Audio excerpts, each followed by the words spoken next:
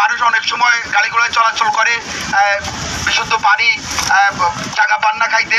আমরা চাইবো যে আমরা আজকে শুরু করলাম, যে যার অবস্থান থেকে এই কাজটি শুরু করবেন।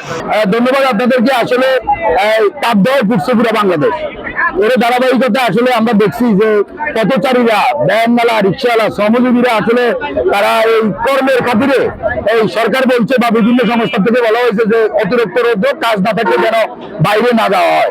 আসলে শ্রমজীবীদের তো আর পেট টেনে নাই, তারা জীবিকার তাগিদে রাস্তায় নেমে এসেছে। এই প্রচন্ড প্রকট রোদ্রে তাদের তৃষ্ণার্ত মানুষদেরকে একটু সুপীয় পানি, একটু শরবতের ব্যবস্থা করে দেওয়া হয়েছিল আমাদের মূল উদ্দেশ্য। এই ব্যাপারে আমরা আমাদের সংসদ সদস্য জনাব সাইফুল ইসলাম সাহেবকে বলছিলাম, উনি সাধুবাদ জানিয়েছেন এবং উনি বলছিলেন যে সমর্থন সবার উচিত যে অন্তত এই গরমে এই ক্রাইসিসে যেন সবাই সবার জন্য এগিয়ে আসে। আমরা এটা আজকে শুরু করলাম।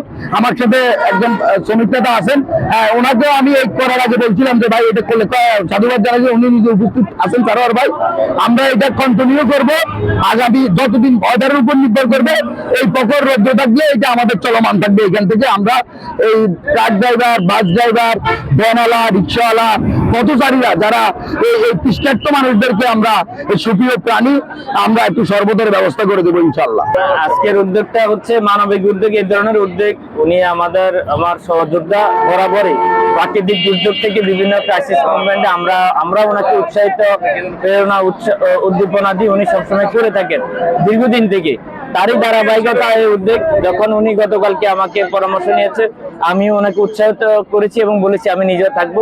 এবং এই উদ্যোগ উনি যেভাবে নিয়েছেন, ওনার পরিকল্পনা হচ্ছে যতদিনে তাপদাহ থাকবে ততদিনই উনি এই উদ্যোগের সাথে থাকবে।